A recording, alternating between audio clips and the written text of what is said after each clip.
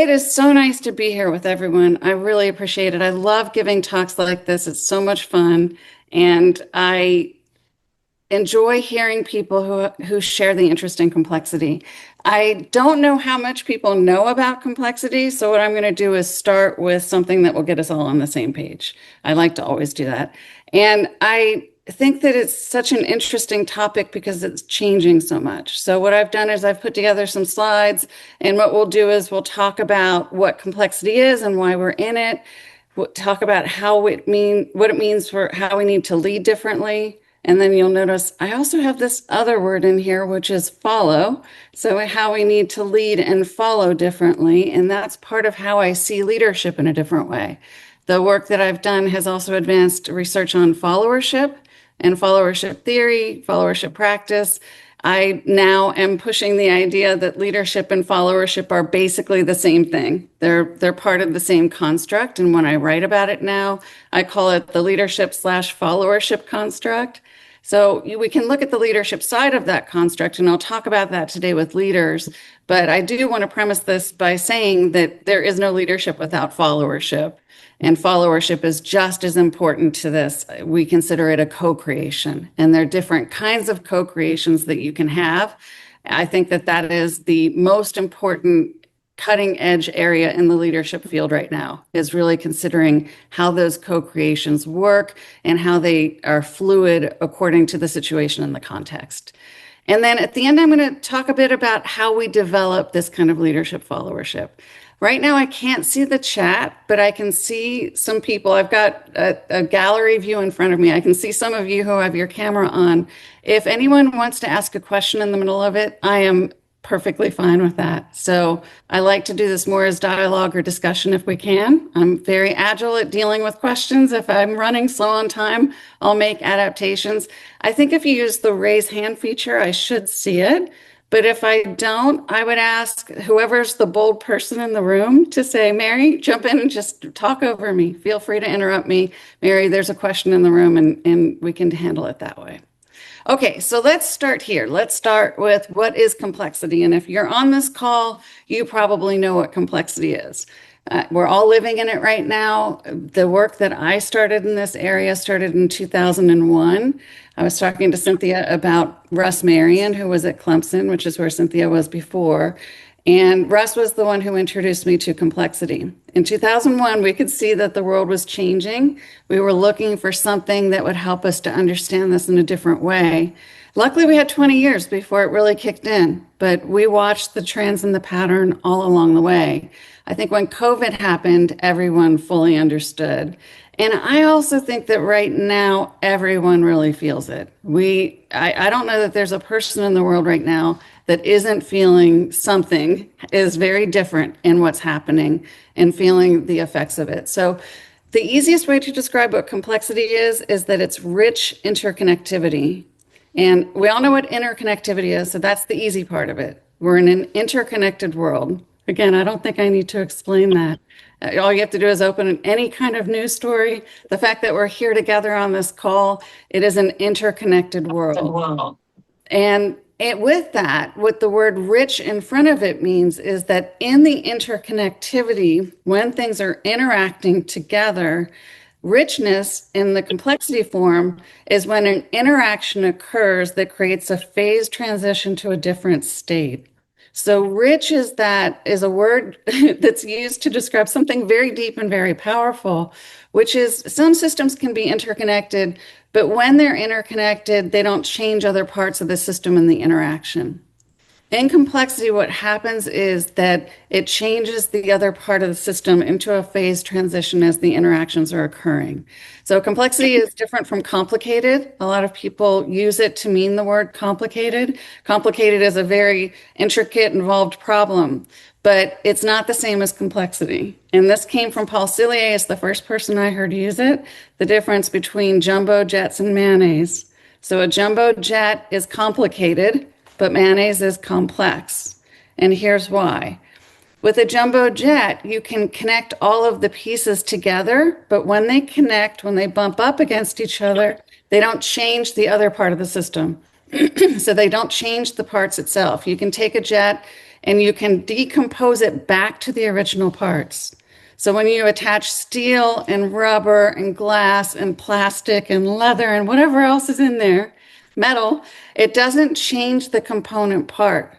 So it's decomposable back. It's very complicated, very intricate, but decomposable back. It doesn't create a phase transition. Now, you could argue the jet itself is a phase transition when you have this thing that can shoot off into the air once you start it.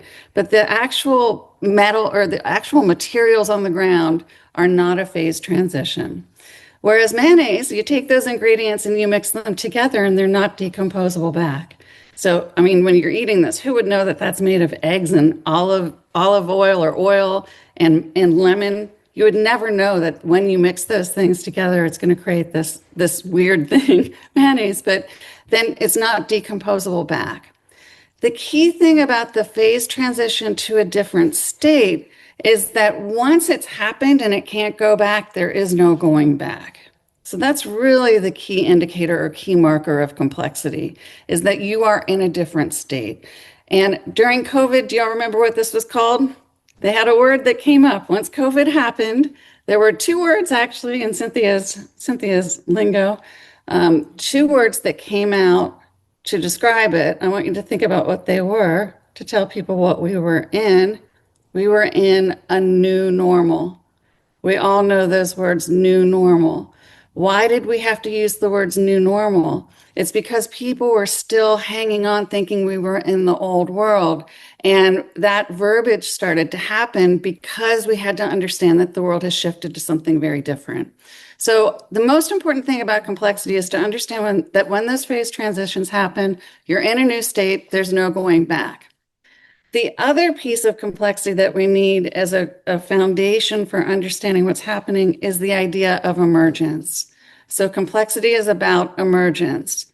Emergence is nonlinearity. It's not a linear process. It means that things are changing in ways that are unpredictable except in the short term. But it's also, again, back to interconnectivity. The more interconnected the system is, when a phase transition or a complexity event happens in it, the more impact it's able to have. So one of the things about COVID was not only, I loved, COVID was so easy for explaining complexity because the language they use. So new normal, but we also had the novel coronavirus.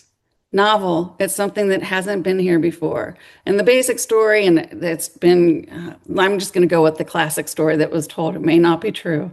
The bat bit the pangolin that was eaten by a human.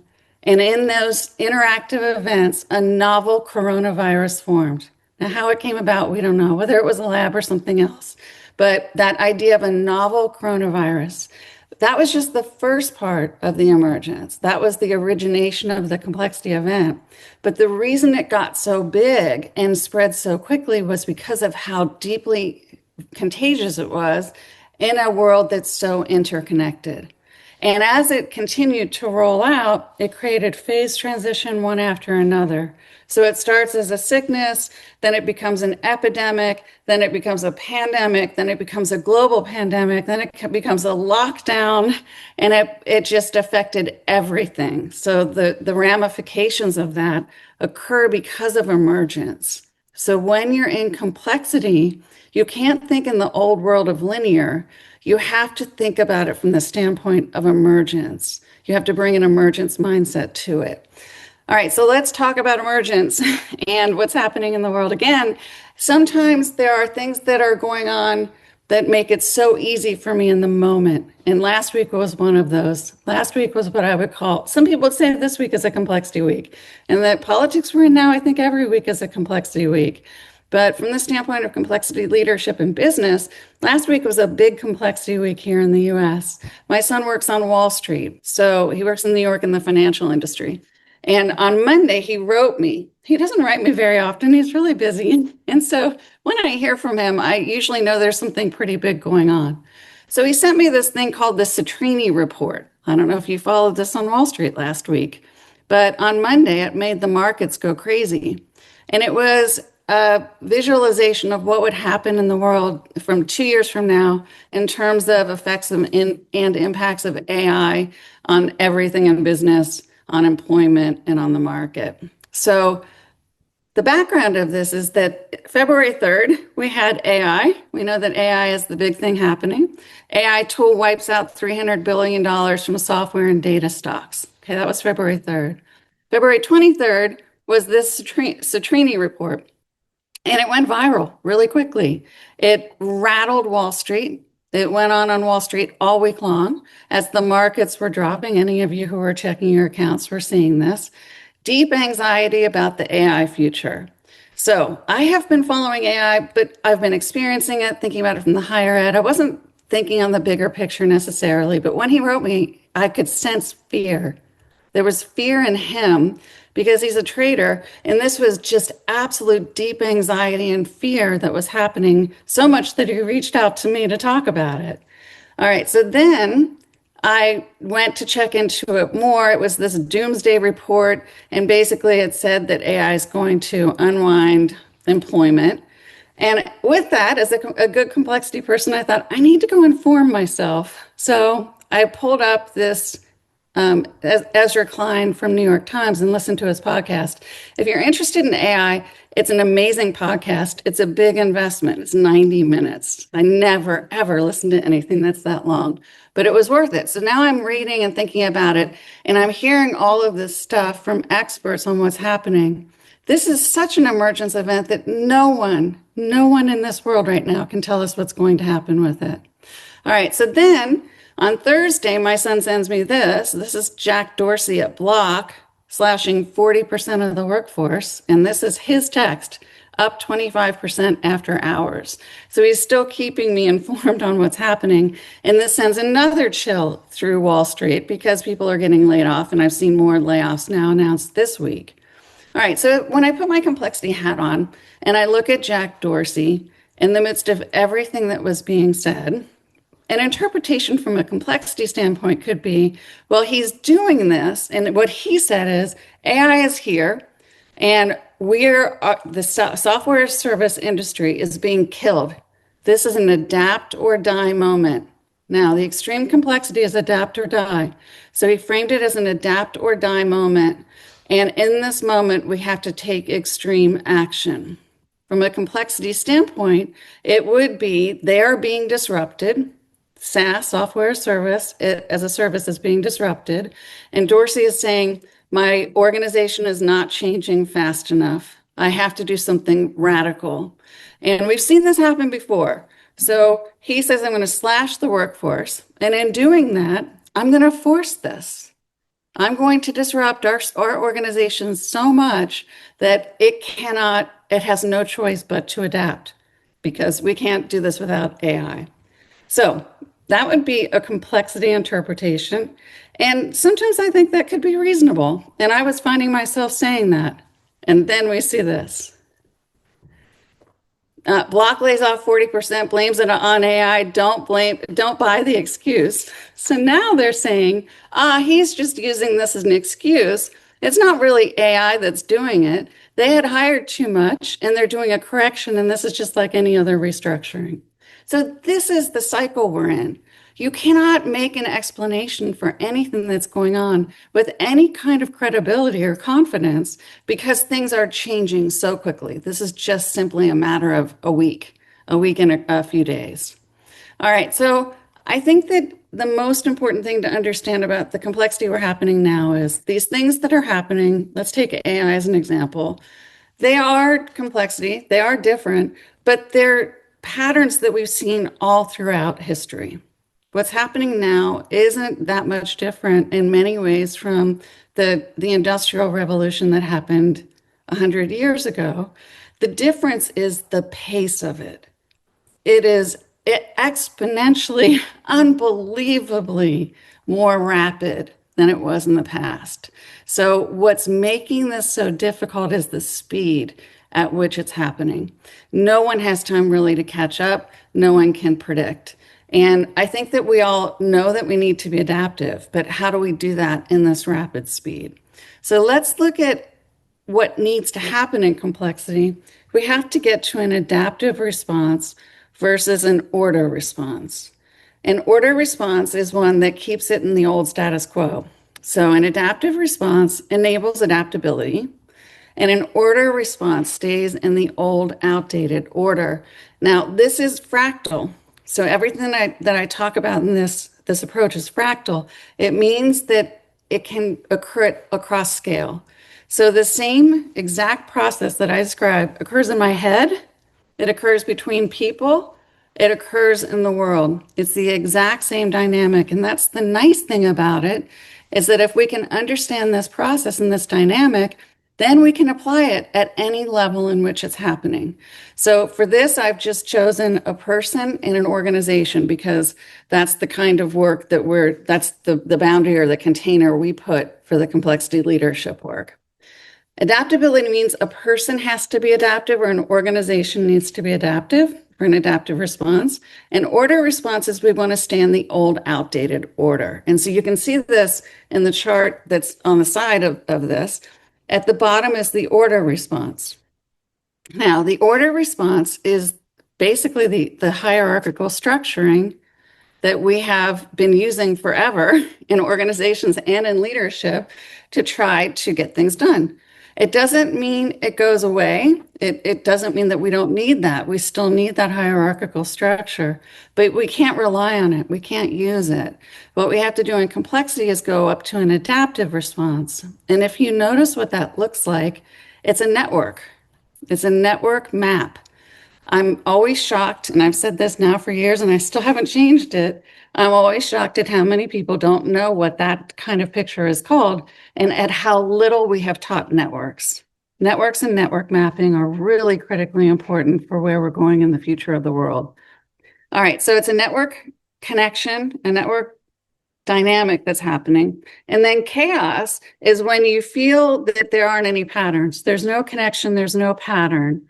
I think that what happened in Wall Street last week feels chaotic.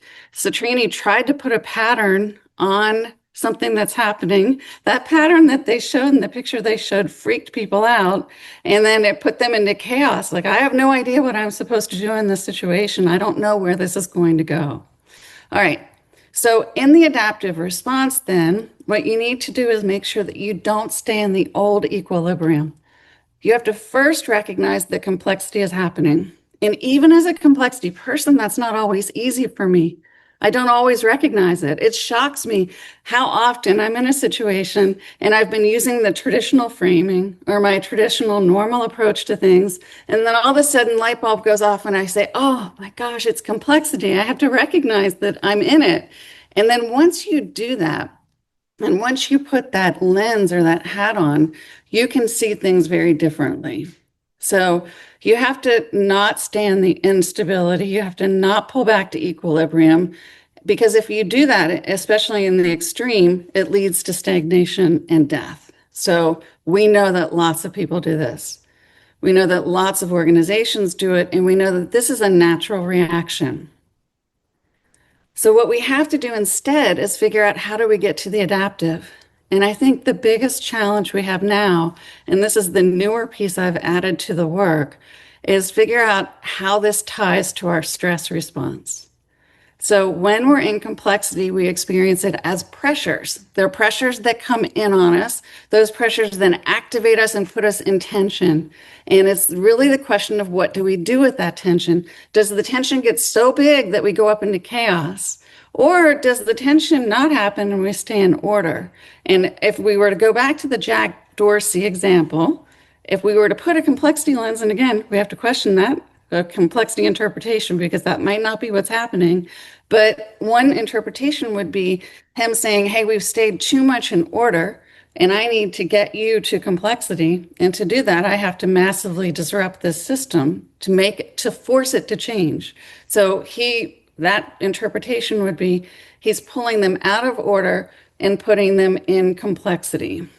Other interpretations of people who are really experiencing this in a stress way would be, I'm in chaos and I don't even know what to do. So if you think about the nervous system and how it responds to complexity, it can stay in a regulated state, or it can go to dysregulated. And when it goes to dysregulated, this is where we're not able to function. I'll show you a chart later that I learned during COVID, which is when things get dysregulated, and you get into chaos, you need to bring it down to order.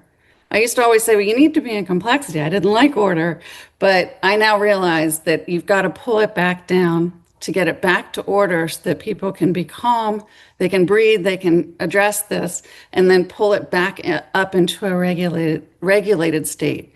So if we look at the regulated, at the high end, as you're going back and forth, you're going between basically stillness and play.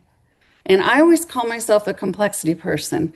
I say that most of the time when I'm experiencing complexity, it feels like play. It's fun to me. It's something really interesting. I ideate in it. I know that there are other people I talk with who are complexity people who say the same thing. So we tend to have a broader zone of what puts us into chaos. And I always say it takes something pretty extreme to put me into chaos when we're dealing with these kinds of issues. Most of the time I'm operating in the chaos zone or in the complexity zone, and I really don't like the order zone. So that's why I tend to be higher on this. But I did have an experience in the fall that put me into chaos. I would say for the first time, I truly, really experienced this in the complexity frame from the standpoint of becoming dysregulated in a complexity event at work. And I'll tell you what that was. I was teaching my senior students. It was about the third week of the semester. It's the senior leadership course, Leading in a Complex World. And the topic, or what I do is I use cases. I've always used Harvard cases with them, and I make them do a one-page case write-up. And as they do that write-up, they have to figure out how to frame it. It's not easy. It's a one-page core problem, contributing problems, and recommendations all in one page from a Harvard case. Not easy. And they usually struggle to figure out even how to get to the write-up. And then they struggle with the case material itself because they don't have the experience. I do that on purpose. I want them to not know something. And then as we progress through the semester, they learn. But I also told them, and I've told them from the beginning of the introduction of AI, use AI. I can't tell you not to use it. You're going to have to use it in the workplace. Okay, so I come in the first day, and we have our first case. I have them write all around the boards, on the whiteboards, the core problem. Now, normally what happens is this core problem statement is a mess. They can't figure it out, and they're all over the map. And so it's a great learning experience for them. We stand there and we say, oh, wow, what happened here? This is a big mess. Well, last September when I had them do this, the core problem was all the same. And not only was it all the same, it was the answer from the Harvard teaching note. So all around the room, on the board, I say to them, okay, what do you notice? They said it's all the same. I said, yeah, that's never happened before. And as I'm standing there, I can feel my heart rate just skyrocket because I've realized now what's happened. And so I said to them, never happened before. And I said, and not only that, it's the answer from the teaching note. Now, if you all have taught and used teaching notes, you know that it's just whoever is writing it. It's their answer. It was some weird term. I think it was span of accountability.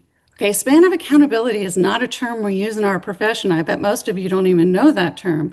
And now all the students are thinking, oh, it's a term, it's span of accountability, and that's the answer. And so they are really feeling good, really happy. Oh, we're so great. And I'm standing there thinking, this is a nightmare disaster because now they have all the teaching note and they think that they know it. So as we debriefed it, and I said, well, this is what happened. Now they're thinking they're in trouble because they've used AI. I said, you're not in trouble. That's not the point here. I told you to use AI. I said, but we're in trouble because if this is the world we're in right now, what am I going to do with this? This is how I've always taught cases. And then they looked at me, and this is what really got me. They said, oh, but it's so obvious. It's so easy. This case was so easy. They thought that they all knew the answer, and they thought they all knew how to do it. So now I had a whole other issue of how do I convince them that this isn't easy? All right, so you can imagine the scenario. Some of you have probably been in these situations yourselves. You now are thrown off. I'm thrown off in the room, and I had to recover from it. So somehow I made it through the class. But by that time I get home, I'm in this dysregulated, and I'm going to show you another picture on this right here. The stress reaction cycle.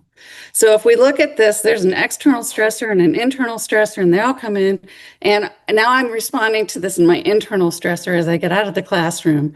And it's fight or flight reaction. This is the first reaction. I go into fight mode. I go into fight reaction. I'm in this very dysfunctional response, and I know it. I can feel it in my body. I'm agitated. I'm pissed off. I'm angry. Who am I angry at? The students. They should know better. Why are they not siding with me? Why are they not saying, oh gosh, Dr. Uhl-Bien, we're so upset. What can we do to help you? Oh yeah, this is a big problem. Let's engage together around it. No, they're not saying that at all. They're saying, yeah, well, this was easy, and so no big deal. So I am in a major fight reaction. This goes on for 4 days. My son, my younger son, comes home. Luckily, he's a college student at the same university. He goes to TCU. And so I started talking to him, and he said, Mom, you have to understand, they are not at all on the same planet you're on. I said, what do you mean? He said, they're not interested in learning. They're not here for learning. And I said, what are you talking about? He said, most people are going to school right now because they want the experience of being in college, and they're kind of having fun, and they're using chat to do all of their homework. They don't have the same goals you do. Oh, it was shocking. It was so disheartening. I mean, I don't know if you all can feel that in your bodies. I can feel that in my body. You mean the university isn't about a place for us to come together and ideate and have all of this stuff going on in this great intellectual experience? They're not all there with me to have this great conversation. And so now, on the one hand, I'm relieved because at least now I understand where they are. It took my college son to explain it to me, but I get where they are. On the other hand, I'm grieving. Now I'm grieving because I'm thinking, oh my gosh, that's not great. I don't want to be in that kind of world. I don't want to be in a place where we're not ideating, where the university isn't about this exploration of intellectual ideas and all of those things. So you can imagine, I'm sure you have felt this. I'm sure you can relate to this in other areas. This is the dysregulated response. Once he starts to get me back to making sense of it, now I can start thinking. But I have to get through that response. And I think that's the challenge that we have in our world right now. And this is why I'm bringing the stress response in. I think that the stress response is really a key thing that we have missed in how we talk about leadership and in how we talk about all of these interactions that we experience with each other and with things that are happening in the context around us. If we can't manage and navigate our stress response, we're going to go into these fight modes, and now we're going to start doing all of this. I kept thinking, oh, I'm going to get them. I'm going to bring in a case on Monday, and I'm going to make them do it, and I'm going to show them that they don't know how to do it. I mean, I was really in this mode. So I think a piece that we need to talk about in complexity and leadership and followership is stress response. What I ended up doing was, now that I'm here, I can get more creative. Once I get past blaming them and mad at them and fight, then I start thinking the creative can kick in. Now I've got pressures and tension. So complexity, the model is all about complexity events happening, phase transition. I'm now in a new state. I cannot do things the way I've done before. It's impossible for me to continue. I could choose an order response. So I have a choice now. I use this to describe to the students, to teach them the complexity model. At this point, when I'm finding this out about my students in the cases, I have a choice. I can stay in the old world and do things the way I always did and ignore it and act like it's not there. Now, do you think some faculty are doing that right now? I think so. I think a lot of faculty are trying to ignore this because it's just too much to have to think through. And I think a lot of business people or people in the world are trying to ignore the complexity happening. But I think I can't stay in an order response. It's just not who I am and not what I'm going to do. I need to figure out an adaptive response. Once I can get this back to a regulated state, get back in the complexity zone and make it adaptive space, now I can start ideating. So now the ideating starts happening again. And I think, what can I do? How can I explain this to them? So what I realized was they had turned in homework assignments. And I thought, I'll go look at the homework assignments and I'll find people who didn't use AI. So I did. As soon as I did that, vast difference between the people who used it and the people who didn't. And I thought, now I can show them. So I wrote the people who didn't use AI. I said, would you give me permission if I take the name off your paper to show this in class? And they said, sure. And thank you for asking. So I go in, I printed it out, I pull up the doc cam of all things, and I show this. And I said, okay, here are the AI ones. And they're all sitting there going, yep, yep, that's right. And then I said, here are the non-AI. They were a mess, an absolute mess. So the students look at me and they said, well, that was last year. And I said, no, that's people in this room. And this is what I've always had before. And now they start to get it. Light bulb goes off. They're like, okay. So then I put the AI ones back up. I said, okay, guys, now let's look at these words, the words you wrote. And I said, some of these are your papers. You have papers like this. Do you even know what the words mean? Do you even have an understanding of this? And they start to realize they don't. So all of that to tell you that you can't get anywhere in complexity until you figure out how to bring people then together around the challenge. And now we had a challenge that we share. The students start to get on board with me. You can start now to create an adaptive space to work through it. All right. But this stress response is critical. You can't stay in the fight or flight. You've got to figure out how to make this a more mindful coping strategy. And if you can develop those skills of mindfulness and understand your stress cycle and other stress cycles, that's going to be critical for working through to get to an adaptive response. When we're doing adaptive responses to complexity, we have to be in the discomfort zone. So if you stay only in the comfort zone, there's not a lot of learning, there's not a lot of change, but you can't go to the alarm. Well, you can go to the alarm zone, you can't stay in the alarm zone. So as I told you, when this happened to me, I was in the alarm zone. And it was so funny because I'm walking around my office in the building and I'm saying, but I like complexity. Remember, Mary, I like complexity. This is something I embrace. It's a good thing. And I kept thinking, the more I say it out loud, the more I'm going to believe it. So even for people to whom this is something that you think you can do easily, you can spike into that zone. All right, so what you've got to do is try to bring it back to the discomfort zone. You're uncomfortable, but you can manage to make this work. All right, so if we go back to this, then you're not in the order response of the hierarchical ordering. If I use the example of me, I was in chaos. I had to bring it down to some kind of order. My son helped me to see what the order was. But then once I understand the order, I realize it's not my order. I don't like that order. I have to bring it back up and figure out how to get it back into adaptive. This is the process that we all have to go through in managing and navigating complexity. And then when you do that, you're going to tip back up. When you get to the edge of chaos, that was when I had the breakthrough of figuring out how to bring the papers in to show them. That was really the breakthrough. That was when we started to make progress. Then it can go back up into chaos again. So if it spikes back up, now you can bring it back down. But it's easier for me to bring it back down at this point because I now understand what's happening. And then you've got to go back up. So it's this ongoing process. It is not a linear kind of thing when we're dealing with complexity. And I think a key thing is we're going to have to take care of ourselves in this because it can be really exhausting, especially if we're in real extreme complexity.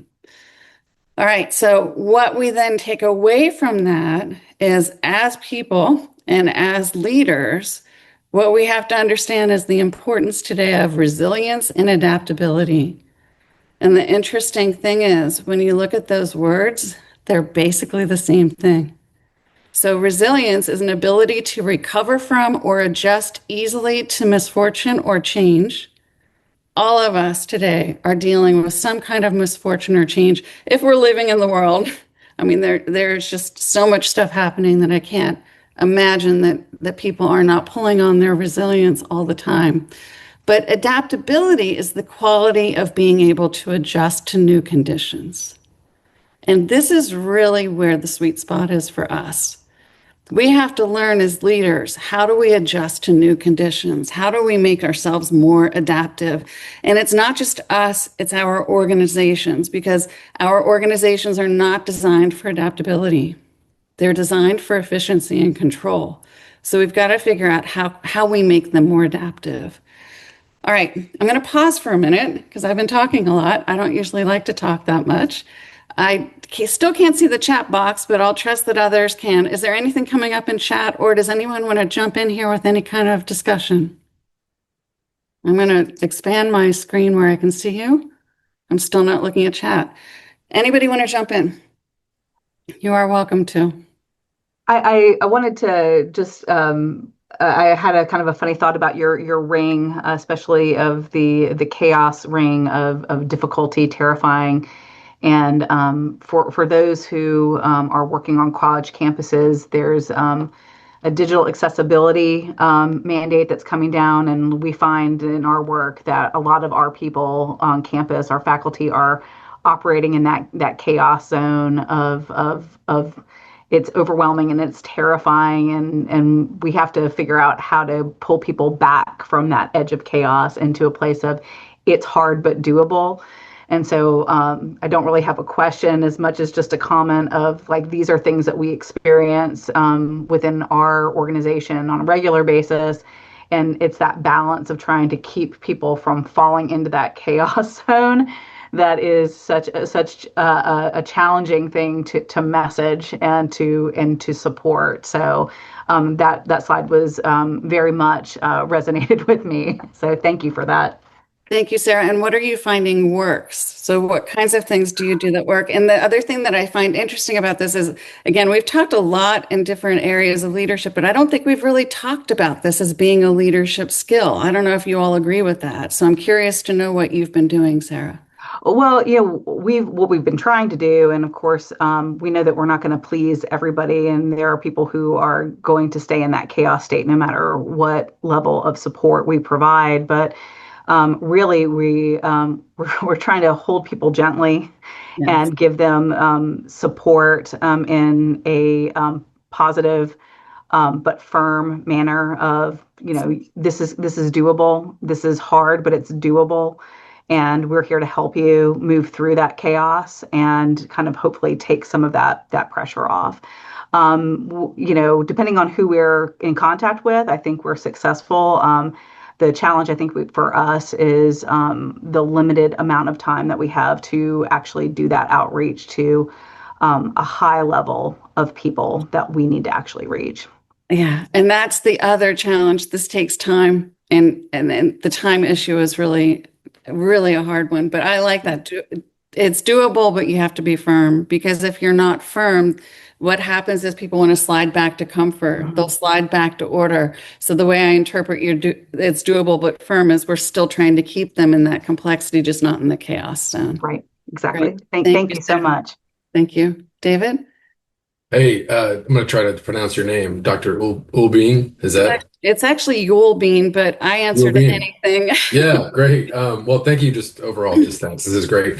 I was struck by your notion of kind of your self-motivation oriented towards kind of like how complexity can actually be something that you find value to experience, to ground in. I don't remember how you described it, but the gist is that it's something that you positively respond to. I think there's a lot of different ways I could get down into a rabbit hole about like the important role of like faculty, university faculty in our society to actually kind of push envelopes and continue to like stretch thinking and people's reflections on what's true.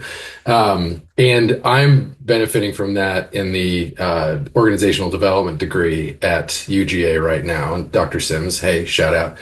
And as I think about future roles that this degree sets me up for, I know that I too respond to like complexity and I find it to be animating. And then I also know that in a client service kind of posture, which no doubt in your experience you've worked with organizations, that can be jarring. So I appreciate like the notion of like how do you kind of walk the line between chaos and order. But I wonder if you've got any kind of specific examples or just, advice about how does one remain animated by the opportunity that complexity presents while not scaring the bejesus out of the persons that you are serving? Oh, that's such a great question. And I'm going to say that it doesn't always happen. So I'll share a story of the healthcare system that we're working with right now. But before I share that story, I want to say that one of the really fortunate things I've had happen is because I work with healthcare, the system that I've been primarily working with has focused on well-being. And they have well-being advocates. They have two doctors who during COVID, I think it might have even been before COVID, really focused on the well-being. And so we have been integrating a well-being focus with all of the complexity work. And I think, again, that's a piece that I did not have before. And you see, I put it front and center this time. I have never had that in there. And I really think that the well-being focus is critical in understanding the stress response, understanding the mindfulness, understanding that if you get too far out of sync, and I had burnout last year because I had a job I wasn't a good fit in, I had to be department chair. You have to step back out and take care of yourself. And so I think the well-being is the answer to that, or an answer. When I did the work with this organization, the very first group we did was physicians, and they had asked us to do in the exec center a complexity or a program on leadership for physicians. And I said, you can't do just physicians because you've got to be able to connect them with the rest of the organization, but they weren't ready yet.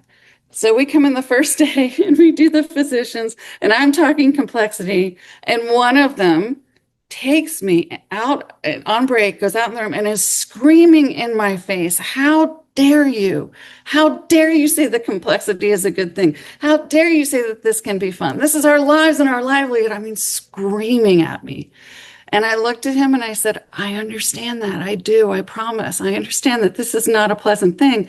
But what I also know is that if we know how to engage with it, it opens opportunities for us.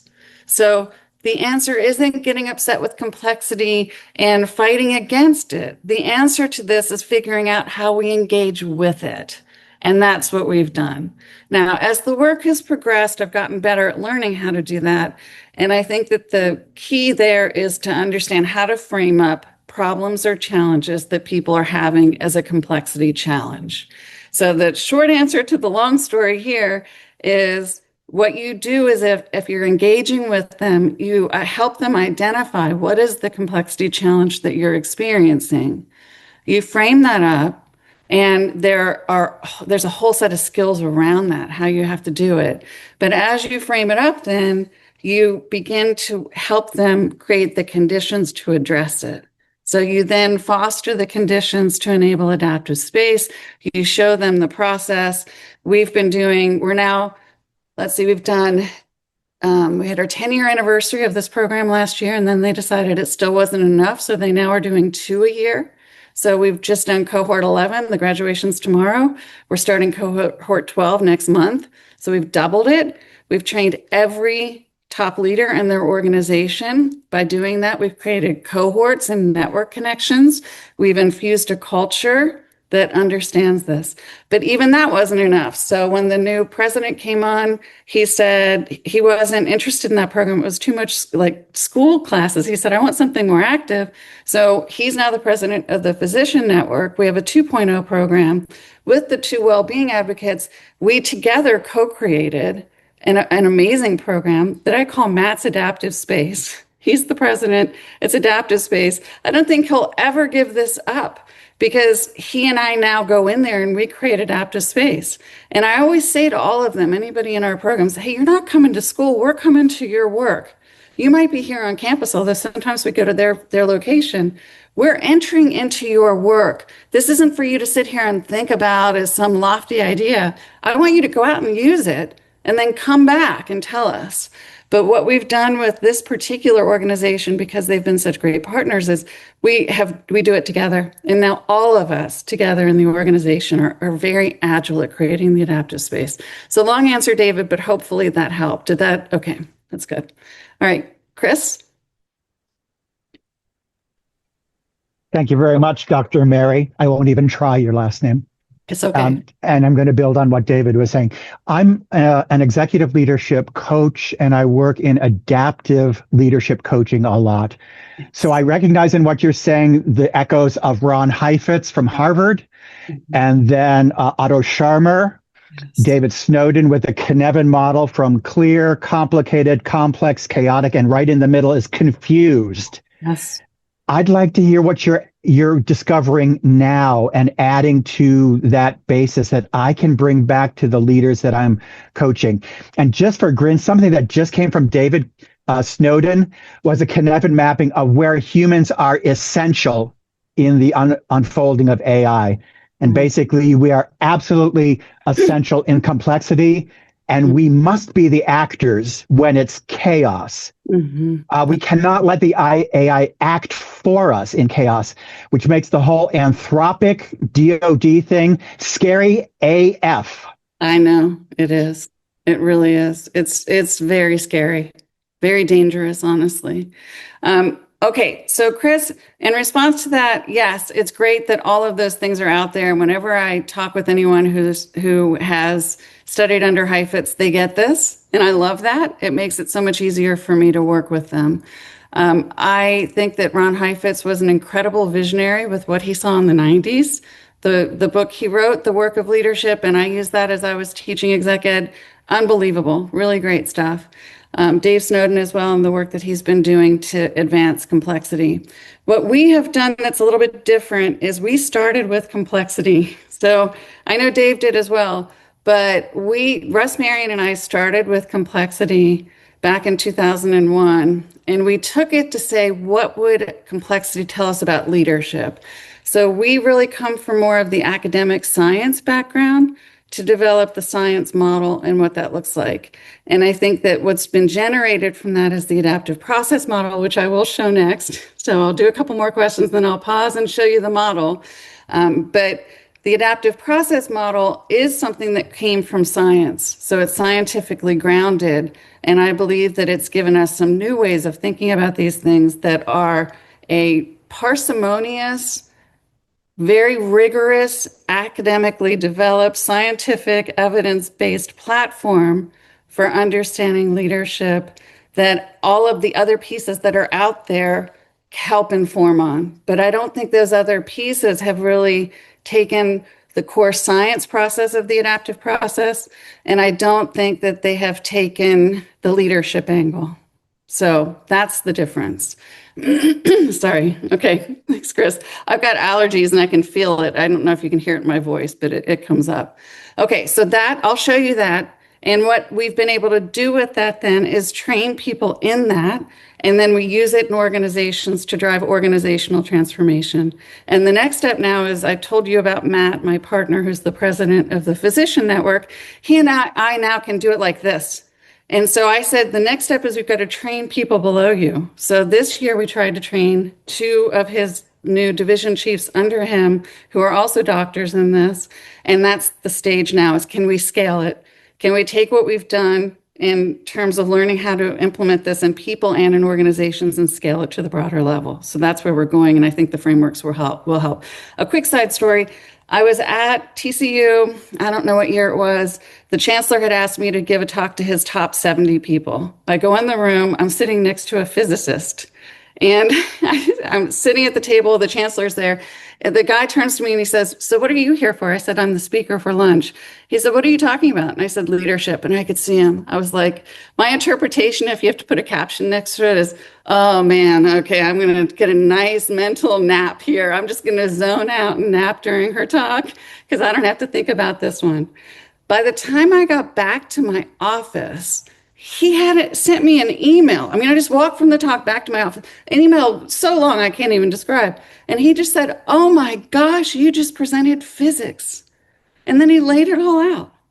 So this is what's different about this model, is that a physicist can sit in the room and say, "You just explained physics using the model that you've presented." So that's where I think the richness comes from. That's the exciting part for me, is the academic work and the rigor that's behind it. Okay, I'll take one more and then I'm going to show you the model. I'm sure many of you have seen it, but I'll show you. Okay, yes. Is it Iller? Illir? Do you want to unmute? Go ahead, I can't hear you. Can you hear me now? I can hear you now. You might need to turn your volume up just a little bit. Is it Illir? Illir, yes. Okay, good. Hi, Dr. Uhl-Bien, and you will like this. So I defended yesterday, and complexity leadership theory was the lens that I used in my external research. Wonderful. And when I read your papers, it's as if I was reflecting on 10 years of experience. I work in technology. It was amazing. So thank you for the work that you do. Thank you. I greatly appreciate it, and I appreciate LLOD coordinating this as well. So I have a kind of an interesting position in that as I mentioned, I was or am a student. I'm an administrator, and I've also taught at the university, so I've worn different hats. And your talk about AI and the complexity of that made me think about the different flavors of chaos that we are at least facing here at UGA, but also I'm assuming across higher ed. Students are kind of worrying about what is allowed, what is not, what does this mean for my future work perspectives. Faculty, the impact on teaching and learning, can I use it for grading, feedback? What does it mean? And on the administrative side, how do we stay within rails and also help our students prepare for their future? And how do we keep our systems secure as well? So, I mean, technology and AI is really rocking our world. Yes. And now that I'm kind of done with my dissertation, which was a different AR topic, I actually want to shift toward how do we help our institution embody AI and the impact, but also the different flavors of chaos that it's causing to at least these three different groups.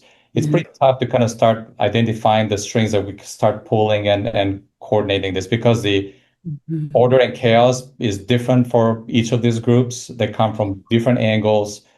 Any high level words of wisdom as to how we can get it started? We're trying many things, but I kind of feel like we're throwing things out there and see what happens. And I think that's right, because I think we're in the disruption phase right now. So I think that I haven't thought of many layers of chaos. I haven't worded it that way. I appreciate you saying that. That one's gonna stick in my head, I believe. But it is true, it's layered there. And the challenge of complexity is that we've always talked about it being heterogeneity. There are different needs. So a signpost of complexity is that you've got interdependence, you have to work together, adapt or die, but everybody is in a different situation, high heterogeneity. And we're in that extreme right now. I would say that I think the best thing you can do is help support people where they are so that they can engage and respond appropriately where they are. So for example, for me right now in the classroom, I now know that when I go into my fall class, I pretty much can't do anything the same. Nothing. I've got to pretty much change up everything because the world has shifted so much. That is exhausting and disheartening in some ways. And I'm grieving again. I have to grieve because, oh gosh, I loved going in the classroom and doing what I did.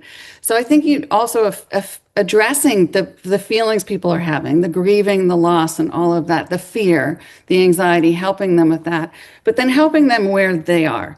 And I will say on the big picture level, it has not emerged yet. So we don't know. And I feel that AI is not where it needs to be. The technology is not able to deliver on what organizations are trying to promise right now. It's just not linked up.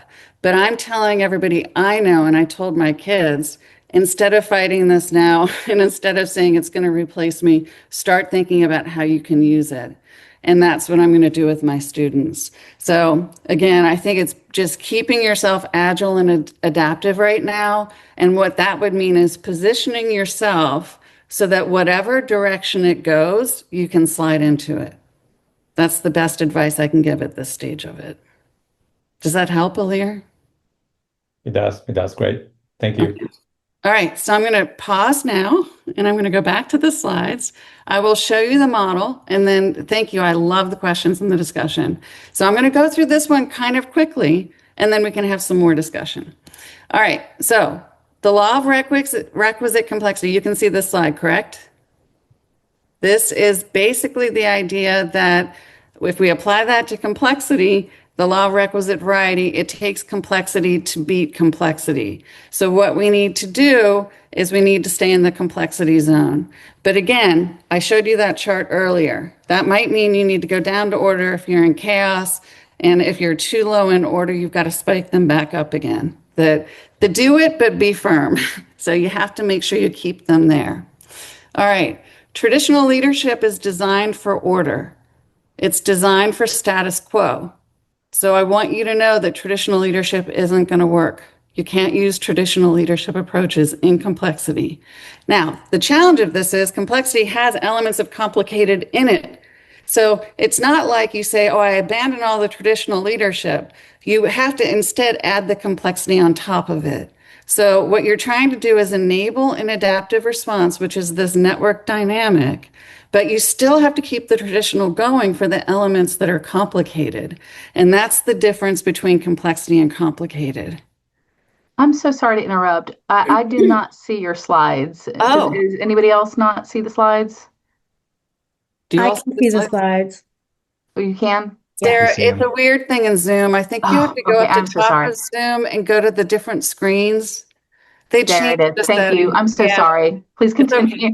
Thank you for asking because they changed the settings in Zoom and I've had that problem before too. So, okay. So it's the difference between complexity and complicated. And the thing about it is when you're in complexity, there's still complicated going on. And this is, again, more advanced learning we now know from all the work that I've done on this and all of the opportunities we've had with so much complexity. So you have to be able to recognize the things that need you to enable the adaptive response, which is the left side of this picture. And then the other things that you can use an operational solution for, or traditional approaches, stay there. You're going to be doing both of these things. This came from another health system I worked with, and they kept hearing me say this, and they said, but wait, it's only this. And I said, no, it's not only that. So this picture came from that healthcare system where I had to show them that it's both. When I'm saying this, I really mean both. All right. So here's the model itself. This is, again, an answer to, I think it was Chris who asked the question about what's the difference. We just have a different model. This is the adaptive process model that came, and it's been Benjamin Lichtenstein also generated a similar model with his generative emergence when he went and studied all of the sciences and what it meant. So I think this is a very robust, very valid model for describing the process that happens when we're adapting in complexity. So complexity pressures come in. We all are feeling the pressures. We experience the stress response and all of that. But what we have to do is frame it up as a complexity challenge. That's the first step. Recognize that it's there. Frame it as a challenge. What is the challenge that we're facing? And Ilya, you just said, we've got this layered chaos level of challenges. I would say you probably have multiple challenges, and you could think through if you could take the chaos you're experiencing, and instead of just saying we're being disrupted by AI, what are the specific complexity challenges that you're trying to engage and drive some solutions on? And it won't be a one size fits all. There will be different challenges for different areas or different stakeholders that you're dealing with. That's not an easy process. And Matt and I are really good at this now. So when we brought the two new people on, we said to them, okay, what's the challenge? And then they were doctors, so they haven't been trained in any of this. So they start framing out a solution. And it was really complicated. And Matt and I are sitting on the Zoom call and we're going, well, no, that's not it at all. So we realized we intuitively know how to do it, but we didn't know how to explain it to them. And we're still in the process of learning that, I would say. But the challenge itself has to be framed up more as something that can allow emergence around. And with Matt, working with him as the president of the network, he's so good at this that what I know is he also is a complexity person who can read when a system is poised for change. All right, I'm going to say that again. Part of the key thing here is knowing when a system is poised for change. And that's when the timing is right. If the timing is not right, for example, I have a complexity practice group. The reason this work also resonates with people in practice is the other difference I've done is I haven't done it just with academics. I did do it with academics, and this is an academic model, but we did it with practice partners the whole way. So now they're saying to me, they've been saying for a long time, Mary, you need to get this work out in a different way. And I would say now is the first time I would say I can do that. The timing is right. The system is poised for it, and I have what needs to go into that system to help them understand it. So Matt is great at this. When he frames up a challenge for us, he knows that there are things that are loosened up in the system that he can actually start making some change around, so he can see out steps ahead. So Ilya, I don't know if that's possible for you, but I would start thinking, where are the parts of this that are poised for change? Where are there some people who would be able to embrace change and lead us on it. And it wouldn't just be resistance. And where would I have a solution, maybe a tech solution or an administrative solution or a pressure that if I link that up with those people, that can drive change. So that's a way to think about this complexity challenge. And then you have to know that in that challenge, there's always going to be the counterforce. And we can put whatever words on this we want, but they're paradoxical tensions. Lately, I've been saying it's the best thing that ever happened to me and the worst thing that ever happened. And both of those things are 100% true at the exact same time, the best and the worst. And I can hold that tension together. So there's usually here going to be some kind of paradoxical tension, and the paradox work has been fabulous on this. And others who have done, I'm not remembering, polarities. The polarities work is really great for this.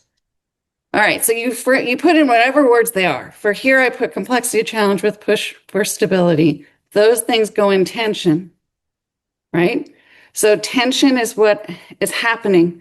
They're conflicting, they're working against each other, and they're generating tension. Another word for that is stress. And when we first started, or as we were doing this work, people didn't like the word tension. So if anybody who studied Heifetz, they get tension, and they get the tension needs to be adaptive, cook the conflict. But if you don't have that background, they don't like this. And what traditional leadership does is try to wipe out that tension, take it away, and make people feel good. And it's not just the leadership, it's the followers who want that as well. All right, so those things go in conflict. And what happens is, in the order response, is we wipe it out. We say, oh my gosh, that's too much. I don't like it. I'm not going to pay attention to it. I'm going to go back to my old world, and I'm going to wipe that out. So I know that there are many faculty around me last year who were doing this. So as I experienced this in my classroom, I could have said, okay, it shifted. I'm going to pretend it didn't happen, and I'm just going to keep proceeding exactly as I have before. And a lot of faculty that I know are doing that. They're just proceeding as before. They're ignoring the fact that the world has shifted. I think it's different this semester because the pressures are getting higher. All right, so you wipe that out.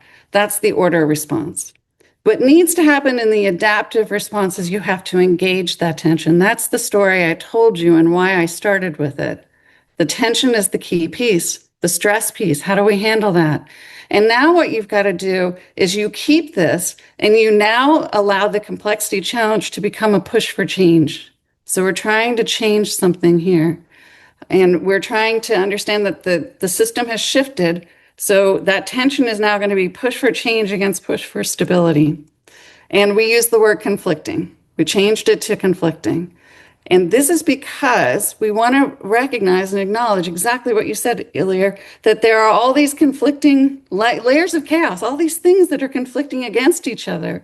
And what we have to do in complexity is engage the conflicting. With the doctors and the physicians and the healthcare organization, as we were doing this was their challenge. They're used to conflicting on some ways, but in many ways they were not. And I even watched it in our first couple groups with Matt, with his medical directors at the time. They're now division chiefs. When he would stand up, I would engage conflicting. There were times when he would stand up and start talking and nobody would push against him. It was so funny. So he'd stand up in the room and I could just watch this change over the room. They all fell in line. It's like we're going to fall right behind, right back in order. And so I would notice it happen. I would stand up and I would start to creep across the room. And then Matt would keep going and they would keep going. And they're used to me by now. But I'd stand there and I'd say, wait a minute, hold on. What's going on here? What are you guys doing? And they said, what are we doing? I said, you're just sitting here like following everything. There's no conflicting. And then they go, oh, yeah, we have to do that again. I said, Matt needs you to conflict with him. He needs your ideas back. So we have to be able to engage that conflicting. And the other thing that we did in this particular system was Nancy, who's the top on the hospital side, she and Matt, she'd come in the room and she'd immediately just start conflicting. She'd see stuff and she would just go at it. And she and Matt would go at it. And then they would say, and they say, we do this all day long. That's all we do is conflict all day long. So it was great role modeling for others to see the safety of it. But the key in the conflicting is this can get to be a challenge. If you're someone who's trying to create this adaptive space and foster the conflicting, The challenge is getting to connecting. So in the conflicting, you have to get to connecting. And I think this is the number one challenge we have in our world today, is that we don't know how to do connecting. In leadership, we haven't taught people how to do connecting. We haven't taught them how to identify connecting when it's happening in adaptive space and pull it out and use it. And we haven't taught people in the world. You know, when I first started in the profession, I loved social media and I loved all of this movement because I thought, oh, good, we're going to get conflicting, because we didn't used to get it at all. Now we have way too much. And my wish and dream would be that people could figure out how to connect amidst the conflicting. Now, there are several things around this. So that's where we get we generate the adaptive solution. That's the adaptive space piece. This is now the model. This is the adaptive process model for the ideation phase of it. You have these forces with the pressures that you frame up in a complexity challenge. You engage it in adaptive space to ideate an adaptive solution. The challenge is, if you've got real complex solutions, and I had this happen with a different healthcare organization we were working with, we chose the problem of length of stay. And when we chose length of stay, anybody who knows hospitals, this is unbelievably complex. There is not a good answer for it. And I told them explicitly when we started, I will use this as a complexity challenge to show you complexity, but we're not going to get to solutions on this. And the president of the hospital kept saying, yes, we are. Yes, we are. And I said, no, we're not. We're not going to generate a solution. Well, we got into the room, and as we started engaging, this thing, you could feel the energy just deflate. People are in the room. They brought in all of the stuff that we asked them to do. They started engaging it, and it conflicted so much they couldn't see anything. You can feel it. So again, a lot of this is about the feeling, the experience of it. And I felt it in the room. And even my two partners who were the physician leaders driving this, the executives, they were so deflated. They're all complaining and whining. This is impossible, and pointing fingers. They suck and they suck. And yeah, this is just a broken system. Nothing's ever going to work. So I felt that happening. And I felt the loss of my partners. And so again, I paused and I stepped back and I said, all right, hold on a second, let's do something. And I went around the room and I called on every single person. There were about 30 people in the room. And I said, one word, what emotion are you feeling? And so they did it. And as we're going around the room, deflated, frustrated, impossible, these kinds of things, upset, unhappy, stressed, there was somebody who said excited. And there was another person who said interested, and somebody else said engaged. And so as we went around the room, I pulled the 3 or so people who were not completely destroyed. And I said, okay, what's going on there? And they said, well, we're excited. I said, why? They said, because we actually think that there's some solutions here that we could identify. I said, why? They said, well, because we've never talked about this before. And if we really listen to each other, we can do it. So that starts getting you to connecting. You're looking for connecting statements. And actually, in that group, we could get to connecting amidst this horrible stuff. And there was so much energy. The challenge then happened here at the second stage of this. It's not this picture, it's this one. So the second stage of this in the organizational framing of complexity leadership is that was ideation. Now we have to scale it.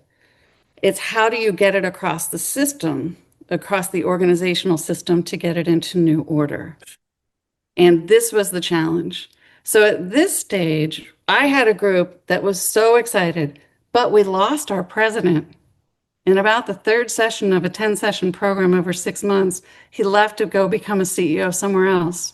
So we lost our sponsor. And once we lost him, we lost the person who was able to connect with the higher level. We had corporate in there because I knew I needed them, but we didn't have sponsors. So I will tell you that a major part of the learning of all of this is you have to have the right sponsors at the right level in the system. And if you don't, you can't get this done. So no matter how much we wanted to and how I thought we made tremendous progress, and we certainly showed them all the complexity in the system, I could never get to that level at the corporate. They had a name for it. I can't remember. The tower. Oh, it's the tower. We couldn't get to the tower and get the right people on board. If I had, which I have at the other system, those people are on board. And so when this stuff happens, I pull them in the room and they say, okay, what's going on? And I mean, we just did this a month ago with Nancy. I was telling you about Nancy, that we have a complexity challenge we're dealing with. The director at that facility said, it's impossible on nurses. And he said, this is just an impossible problem. And Nancy said, I can get that done right now. So there are people who can help do these things if you bring them in and if they're poised the right way. So again, I think the sponsoring is the really critical piece. So the second stage here is once you've got this and you can start to ideate some solutions, which we weren't able to get to true solutions, although we could have if we could have linked up with the sponsors. If I could have brought the sponsors into that length of stay problem, I assure you, we could have gotten to some at least micro level solutions that could have then started to scale out and roll up, or at least drive micro change that would lead to more change. So can't do the work without the sponsors. It has to have the connection of the people at the right levels and layers who can pull those levers that can make things happen and that can really unleash and embrace this across the organization. So the idea starts there, it flows across the system, it ends up looking very different in the implementation stage. It's the same process because you've got the solution now, which is the challenge. You try to take it out, you hit conflicting. So you're going to hit conflicting as you try to scale it. You have to understand that as you go out and scale it, that conflicting is a natural part of the process and you expect it. You engage with it. You pull it back, you iterate, you figure out who you've got to get in, and then you continue that process of conflicting and connecting across the organization. But again, the sponsoring piece is a little thing in here. I've now, in the latest models, would say the sponsoring piece is probably the most important one for this. And then tipping it into the operational is a whole other thing. In the complexity program with Matt, we came up with the solution. Let's see, we're now in our 4th cohort. So we're going to start our 5th one in the fall. The first one came up with the solution right away, took the next 2 to figure out how to implement it. And just now, all the contracts are done for the change. And that's all because of the operational implementation and the challenge of trying to get the system realigned to accept this. It was an HR problem, honestly. So HR and legal kinds of issues that you've got to get adjusted. Okay. Now, I'm going to end here and then we'll do more discussion. I know we're coming up against time, but so when we think about leadership, then the difference here is how do we think about leadership differently? Well, traditional leadership, and I use this with this system, management co-creation. You've got the leader leading and the follower following.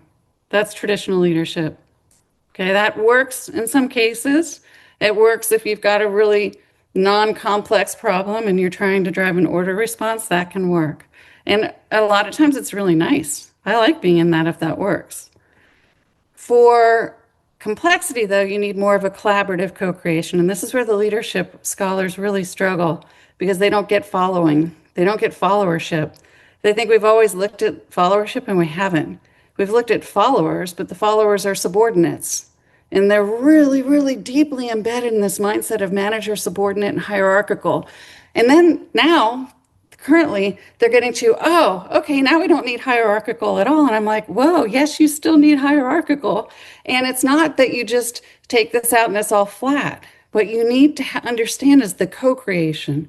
So in this one, you see the person on the left is the leader, the manager and the follower collaborating. They're both influencing, but they also flip, where sometimes the person who's in the subordinate position is the one leading. That's what a collaborative co-creation looks like. A simple picture, something very hard. And even in the organization things are working in, they say, oh gosh, we still haven't even fully gotten here. We're still trying to get from management to empowerment. If you just take this left piece of this picture, that would be the empowerment, the two-way influence. That's the empowerment piece. But collaboration is where you're really fluidly shifting around. And this is pretty much how I work with my partners. We're continually flipping around in a co-creation to step in and out of leading and following roles. So that's what needs to be generated to get this work done. And in the enabling co-creation, it's a network. This is what we have in the system I'm working with. And when I put the picture up, I showed all the pictures. Nancy's picture is there, Matt's picture is there, Deborah, who helped. We are such a network that we can pull on each other and pull each other in anytime we need to drive change in that system. And that network happened because we used our first program to develop it. So the 1.0 program develops the network connections. The 2.0 then in this particular system is the one driving the adaptive space. I hope that makes sense. All right, so we need both. We need both the adaptive space and the hierarchy for efficiency and results. So don't hear me that it's just one. It's definitely complexity and complicated. And we need to break down bureaucracy. So in the system that I didn't have success in because I didn't have the sponsors at the top, this is what they have. They have bureaucracy. And because we couldn't get to the top and make those connections and get them engaging in that network dynamic I was showing you, they're still running it as top down. All their strategy, all of their projects generated at the top, and you all need to go do this. A very top down hierarchical orientation. So what leaders need to do in these situations is really focus on breaking down bureaucracy and creating agility across. And that's my conclusion right here. So traditional models are focused on hierarchy and control. They're top down, and complexity is more of a collaborative process, and the focus is on enabling adaptability. Okay, so we are at 12:20 my time, 1:20 for you. We have 10 minutes left, and we have some hands. I don't know if you go by William or Bill, or Will? William. Okay, William. Thank you, Dr. Uhl-Bien, for coming and doing this presentation. I have a question. In your co-creating model, is there a critical timing or maybe a relationship that will help moderate the connection phase and snap people out of this, the chaos? I think if people are in chaos, you have to bring them down to order. Okay. If they're in chaos, you just have to bring them to order. They will not be able to function. They won't be able to listen to you. So don't try to change things when people are in the chaos mindset. That's what I told you. That session where I was doing it, I could feel them going into chaos. They saw no connections. And so I brought it back down and I paused. And then I re-entered them in a place where they could come back in. So does that help? Well, the question was really, is there like a specific timing where that learning, like say they're in it not enough, then they won't learn, or if they're in it too long, then they won't learn. But once you bring them down, is there like a sweet spot? Yeah, you'll feel it. I think you'll feel it. You'll feel the energy, the engagement, they're back with you. So when they're in chaos, you're gonna see it. Like if you teach students, you know when they've lost it. You can just look out in the room, they're gone. So if they're gone, there's no point. I can talk till I'm blue in the face. They're not going to get anything. But if I leave them in too much order, so my students here, what they'll do is they'll listen for about 2 minutes. And if they're not interested, they'll go on their computer and they'll start shopping or gambling or gaming or whatever it is they do, chatting with their friends, chat across the room. So that's too much order. So then I had to figure out how do I get rid of that and pull them back in. So you're continually trying to keep them in that zone of what's the right sweet spot. And the hard thing about this is it's going to be individual. So you'll have some and not others. So you also have to navigate that. It's not like it's a whole group dynamic. Group dynamics influence it, but individuals will be in different places. Thank you. Did that answer it? Yes, it does. Thank you. Okay. And I think, again, when there's some people who you can watch their energy and you see they're poised for change, when you see people who have energy and are poised for change, that's where you can engage with them. And you're trying to inject some things to link up and keep them going. And the most important thing about those people is you have to let them know this process, because if they try something like at the system we work with, they drive a change, they get a no. Now they're deflated. And so I say, hey guys, no is not the wrong, it's not bad. And so now I bring the CFO in, the chief financial officer. He says, okay, you're going to get a no. And I say to him, Stephen, you can't tell them that. You need to tell them why they're getting a no and keep them engaged. And so he's with me now. He's starting to come around. He laughs at me. I said, we have a learning mindset here. You need to think through how you can keep them on board, because you don't want to deflate people either. So you're continually navigating. Yes, Kevin. Hi, thank you. So much to the shock of my colleagues here, I'm going to keep this real short. So, like Ilir, I want to thank you for complexity leadership theory. It is very much embedded in my dissertation, and there was a lot to unpack, but wonderful stuff.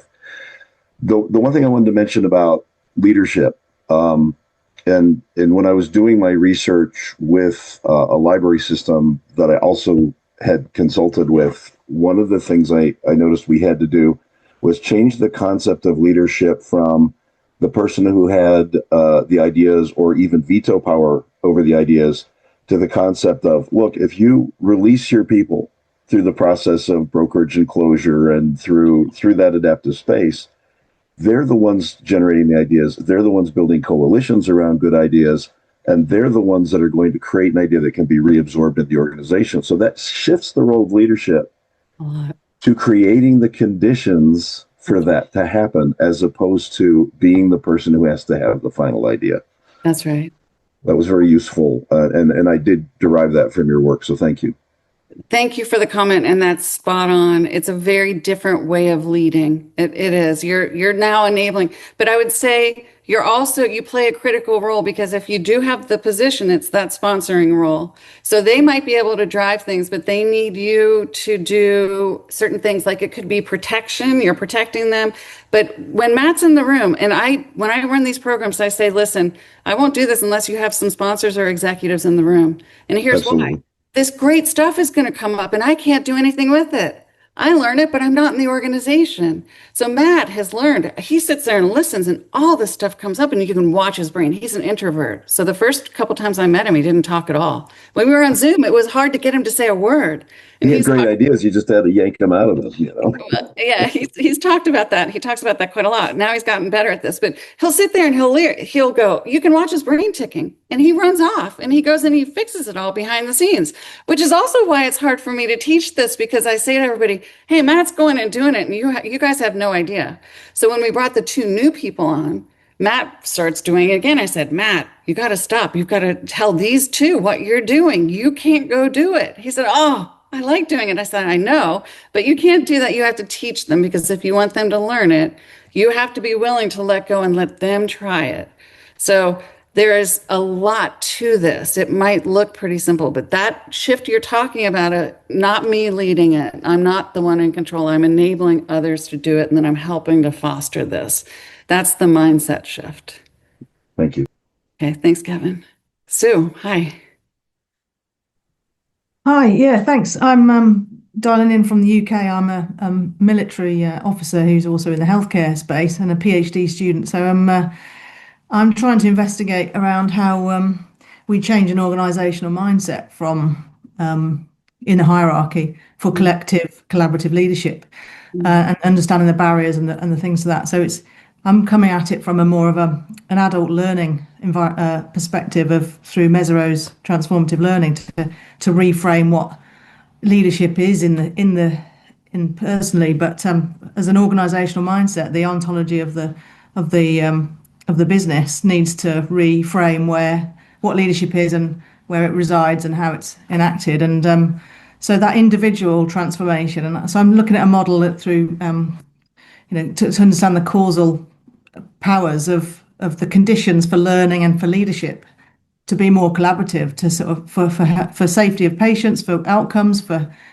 basically for team working and health and well-being, for this burnout and trying to come up against your complexity and trying to fix it, and it's not. So they have to reframe what leadership means to them and their agency and their role in that, out of the unlearning the military tradition of order and discipline and hierarchy. So that there's a lot that's resonated for me in your work, but I'm recognizing a lot of the concepts, but from a different language and from a learning perspective, where nothing is going to change until the individuals in that system see themselves and act differently, and relearn in a new way. That was all I wanted to say. Thanks. Oh, I feel that, Sue. I can feel that in my body. I feel the challenge of that. I will say to you, first of all, I appreciate that you use the word unlearning, because that is a key part of it. And I know when I went through my disruption in my classroom, it was like, oh, I have to unlearn everything I've learned, spent my whole career learning and mastered, and how I run a classroom and how I teach these students. I have to unlearn that. And that is incredibly difficult. Even for a person with an extreme learning mindset, that's incredibly difficult to do. So I think the unlearning is critical. I would also say to you, I have done a lot of work with government. I did work in Australia with the department, the DMO, which is like their Department of Defense. I've done work with military. They were some of the early adopters of this work. Really? And I think higher ed is the other one that's really not one that likes to change very much. So the challenge of it is you can't change it on your own. It just No. it has the complexity pressures have to be big enough that they really push it to change. So last year I was asked to do a talk for our foundation people, which is the people who get money for higher ed. Higher ed had just been disrupted. I walk into a room of all of this, a big, huge room of all of the foundation people. And I said, I've always said there are two areas that haven't been disrupted: government and higher ed. And then I looked at them. This was May of last year. I said, what are the areas being disrupted right now? And they said, government and higher ed. So I think disruption is always going to come. I think we have to adapt. And if we don't adapt, then we're going to find ourselves in adapt or die situations. That disruption is here now. Higher ed is being disrupted. Military is great at getting this. They're some of the most advanced people if you're in ones that deal with warfare and battle. That part of the Yeah, military, well, that agility, I think the they mindset is totally get it. But it's the corporate part medical. and medical. And in the UK, it's the NHS, it's government. So the problem with those systems is if they don't get disrupted, if they don't have the adapt or die pressure, they're going to stay in a bureaucratic order state, and you just can't really shift it. But I'm starting with the team, the individuals and the team, to make their conditions that they can take responsibility for their collective problem solving and perspective taking through, getting that disruption into a liminal space. So they need to engage with these troublesome, this knowledge, the land and layers stuff, and the liminality to really change and change the fabric of themselves, and then they will collaborate differently because they will see themselves differently. But yeah, I haven't started my data collection yet. It's just a theoretical side of, but we're moving towards, changing the team structure from hierarchy to community of practice, which you're describing in your networks. Yes. So It's wonderful work, and I really encourage you in it. I want you to know the challenge of it is going to be you can change the team, but they're in a system that's not changed. And until you get people in those key places that are willing to change the system, that's just going to be local energy, and they will eventually flame out. Yeah, I think that because the organization is shaped, they'll just bounce back into the shape. Yeah, I think that's right. It pulls back to equilibrium. So in the complexity terms, it's going to pull back to equilibrium. Disruption is when it puts it in a new normal, into a new equilibrium. And that's where sometimes this change has to come through disruption. So Cynthia, I'm sensitive to time, and I want to make sure there was one more question. I don't know where it went, but I want to make sure that I'm not sure if she's still with us. So I will follow up, but Nisha, are you still with us? Let me see. Yeah, I think she dropped off. Okay. So with that, Pranicia, I see you. Well, with that, I just want to say thank you so much. I want to be respectful of your time. It was wonderful having you join us and share your knowledge of complexity. I love the example and what's going on in terms of AI. So we really are so glad that you're able to join us. And just want to say thank you so much. For those of you, we're glad you're here. We will share the recording from our Complexity Lab space. And with that, I will give you the rest of your afternoon back. So thanks one and all. We're so glad you were here. Thank you all. Thank you. Thank you very much.